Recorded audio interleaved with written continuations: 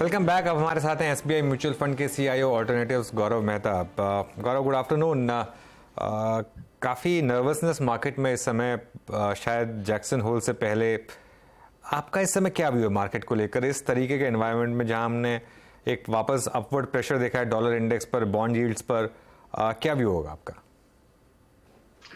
जी हाँ अनुज, आपका आंकलन बिल्कुल सही है। पहली बात, धन्यवाद मुझे एक बार फिर से आमंत्रित करने के लिए। तो इस समय जो सबसे बड़ा जो एक इवेंट है वो जैक्सन होल है, लेकिन अगर आप पिछले कुछ दिनों में देखें तो यूएस 10 ईयर बॉन्ड यील्ड्स काफी जोर से ऊपर आ गए हैं। और उसके चलते आपने देखा है कि ओवरऑल ना सिर्फ यूएस मार्केट में थोड़ी वीकनेस दिखाई दे रही है, बट ओवरऑल इंडिया में भी जो फॉरेन फ्लोज हैं वो काफी ठंडे हो गए। इनफैक्ट फॉरेनर्स काफी समय से अब बिकवाली करने लगे हैं फिर से इंडियन मार्केट्स में। और ये हमने हिस्टोरिकली कई बार देखा है कि जब बॉन्ड यील्ड्स ऊपर जाते हैं जोर से, वो इक्विटी मार्केट्स पे डाउन साइड प्रेशर डालते हैं वैल्यूएशंस के लिहाज से। और अगर आप देखें कि जो अभी करंट पूरा रैली शुरू हुआ था मार्च एंड के आसपास, तो आई थिंक दो चीजें जो चेंज हो रही थी वो यही थी। पहला, इंडिया में बॉन्ड यील्ड्स नीचे आने लगे थे, और दूसरा यूएस बॉन्ड यील्ड्स भी नीचे आने लगे थे, जिससे कि वैल्यूएशंस पर इक्विटीज में एक ऊपर का रास्ता खुल गया था। लेकिन पिछले कुछ दिनों से न सिर्फ यूएस बॉन्ड यील्ड्स ऊपर गए हैं, बल्कि इंडिया के बॉन्ड यील्ड्स में भी एक अपवर्ड प्रेशर देखने को मिला है। तो उसके चलते हमें लगता है कि ये जो वैल्यूएशंस हैं वो अब थोड़े महंगे लगने लगे हैं इक्विटीज के on a relative basis to bond yields. And as a result ऐसा हो सकता है कि अगले कुछ समय तक इक्विटी मार्केट्स थोड़ा प्रेशर में दिखें या थोड़ा साइडवेज चले जाएं। और एक बड़े अपमूव के लिए इक्विटीज में हमें लगता है कि एक बड़ा डाउनसाइड बॉन्ड यील्ड्स में पहले आना जरूरी है। और उस लिहाज से अगर आप इन्वेस्टर पॉइंट ऑफ व्यू से सोचें तो ये समय सही है जब आप बॉन्ड्स, इक्विटीज और शायद थोड़ा गोल्ड और अदर कमोडिटीज के चलते एक बैलेंस्ड अप्रोच लेकर चलें। ओके, बैलेंस अप्रोच लेकर चलेंगे। अच्छा, बाय द वे, एक बार जरा टाटा मोटर्स का चार्ट लेकर आइए। वो जो नीजर का आया था उसमें काफ़ी हद तक थोड़ा सुधार आया। गौरव, ऑटो स्पेस में अब आप बुलिश हैं क्या? जिस तरीके की रैली हमने देखी है पिछले 6 महीने में, उसके बाद क्या यहाँ पर अभी भी स्पेस है?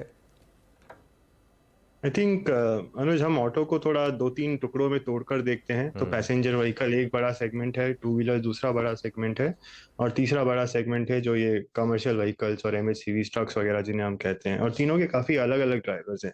तो इन तीनों में आई थिंक जो एमएचसीवी सेक्टर है, जो इकोनॉमी से लिंक्ड है, वो हमें लगता है एक स्ट्रक्चरल स्टोरी है। और ऑब्वियसली उसमें अपनी साइकिल्स चलती हैं, लेकिन ओवरऑल जैसे कि इकोनॉमी अगले 3-6 साल के लिए अगर अच्छा रहने का अनुमान है, तो एमएचसीवी 3-6 साल के पॉइंट ऑफ व्यू से अच्छा रहेगा। लेकिन जो बाकी दो पैसेंजर रिलेटेड सेक्टर हैं, चाहे वो कार्स हो चाहे टू व्हीलर्स हो, उनमें हमें लगता है कि इस समय इन्वेस्टर्स को ज्यादा रुख करना चाहिए टू व्हीलर्स की तरफ, फॉर द सिंपल रीजन कि जो टू व्हीलर्स है वो कोविड के बाद उतना जोर से रिकवर नहीं हो पाया था, क्योंकि ये एक मास बेस्ड प्रोडक्ट है। और इन्फ्लेशन के चलते जो मास कंजम्पशन है इंडिया में, उसमें बड़ी तेजी देखने को मिली नहीं अभी तक। लेकिन अब जैसे कि जो पूरा ग्लोबल स्लोडाउन हम देख रहे हैं, उसमें अगर एक सिल्वर लाइनिंग है तो वो ये है कि इन्फ्लेशन, ओवरऑल कमोडिटी नीचे आए हैं, इन्फ्लेशन नीचे आ रहा है। और उसके चलते अगर आप देखें तो मास कंजम्पशन को बेहतर करने की उम्मीद है। तो उस लिहाज से टू व्हीलर्स, अगर इन तीनों पॉकेट्स में आप देखें कि अगले 3-6-9 महीने के पॉइंट ऑफ व्यू से कौन सा सेक्टर हमें सबसे अच्छा लगता है विद इन ऑटोज, तो मेरे ख्याल से वो टू व्हीलर सेक्टर है। ओके, टू व्हीलर्स में एक अपॉर्चुनिटी।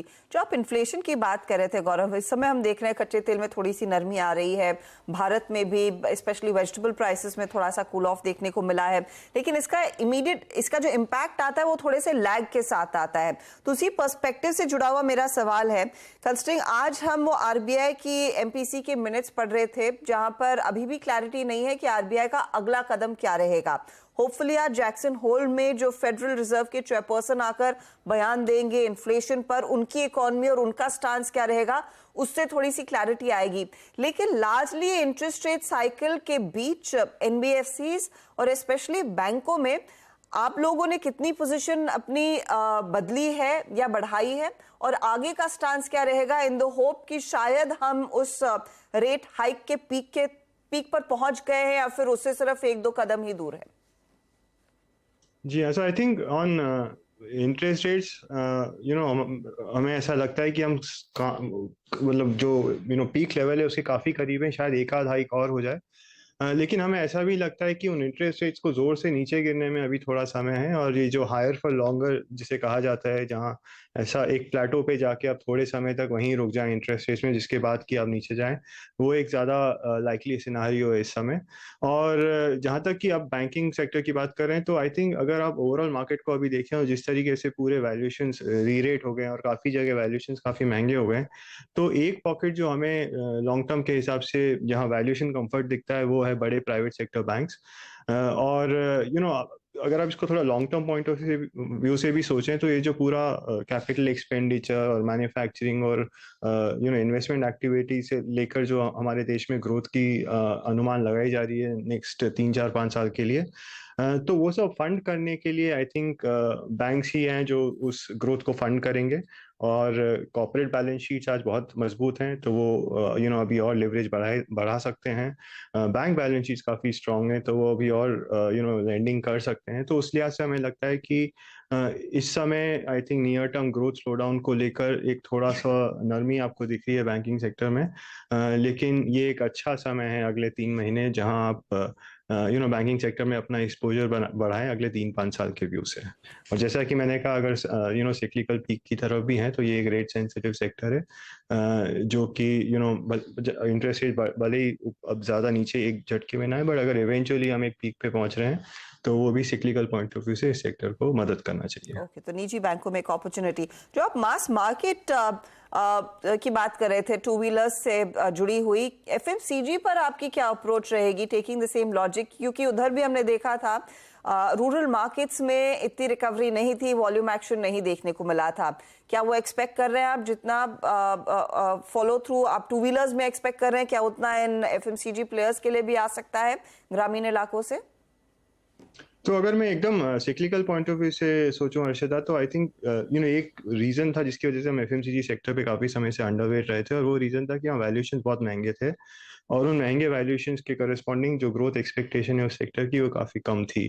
आज की तारीख में हमें ऐसा लगता है कि दो चीजें चेंज हुई है। पहली चीज ये चेंज हुई है कि जैसा कि मैंने कहा, इन्फ्लेशन नीचे आ रहा है और उससे मास कंजम्पशन को मदद मिलनी चाहिए। तो उस लिहाज से हमें लगता है कि एटलीस्ट एक सिक्लिकल अपटिक जो है वो रूरल और टीयर 2 टीयर 3 टाउन से देखने को मिल सकता है। और फेस्टिव सीजन भी शुरू होने वाला है, तो देखना होगा कि वो किस हद का उछाल देखने को मिलता है। बट हमारी उम्मीद है कि वो कंजम्पशन इंप्रूव होगा, और वो एफएमसीजी को डेफिनेटली मदद करना चाहिए।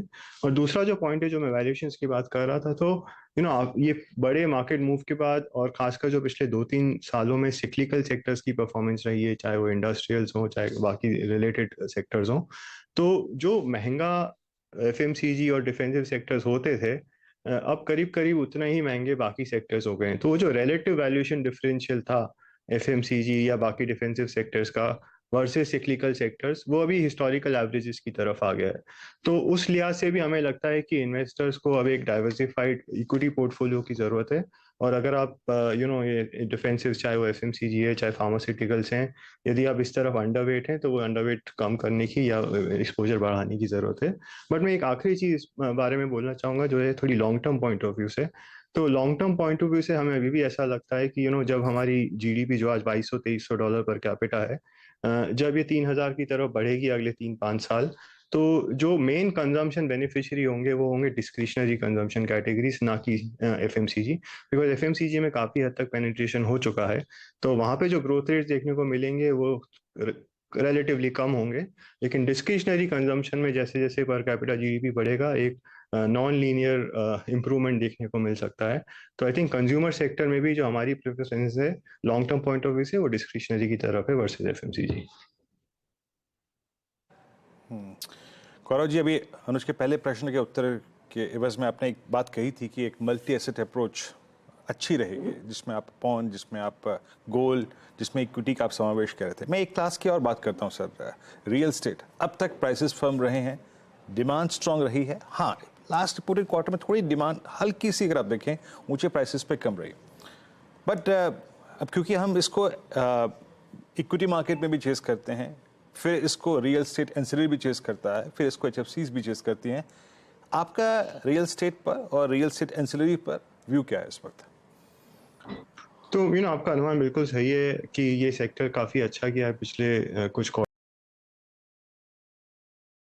हम here and now point of view से देखें तो अब जबकि इंटरेस्ट रेट्स ऊपर आ गए हैं और एक तरीके से जो पेंट अप डिमांड था वो भी पूरी तरीके से है, तो ऐसा पॉसिबल है कि अगले 2 3 4 क्वार्टर में थोड़ा सा स्लो डाउन रियल एस्टेट में देखने को मिले। बट अगेन अगर आप इसको सप्लाई डिमांड इम्बैलेंस था वो एड्रेस हो चुका है और जो अफोर्डेबिलिटी है क्योंकि प्राइसेस कहीं ज़्यादा ऊपर बढ़े नहीं हैं और इनकम्स ऊपर आए हैं, इन्फ्लेशन ऊपर आया है, डिमांड सप्लाई सिचुएशन बेहतर अफोर्डेबिलिटी के चलते हमारी ऐसी उम्मीद है कि अगले कुछ वर्षों तक रियल एस्टेट साइकिल भी अच्छी हो सकता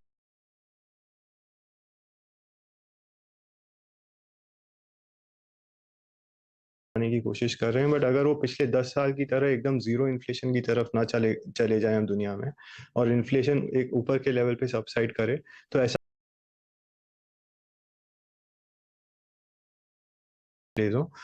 उनके लिए अच्छा होगा।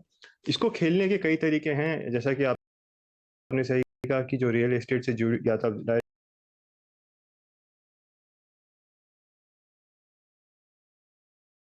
वगैरह है, उसको खेल सकते हैं। एक और तरीका रियल एस्टेट खेलने का है कि आप जो ये जहाँ पे भी एक जहाँ रेवेन्यू अब इन्फ्लेशन से लिंक्ड है लेकिन वो खर्चे को आप मोनेटाइज कर सकते हैं हायर इन्फ्लेशन के थ्रू, हायर रेवेन्यू के थ्रू, जैसे कि चाहे वो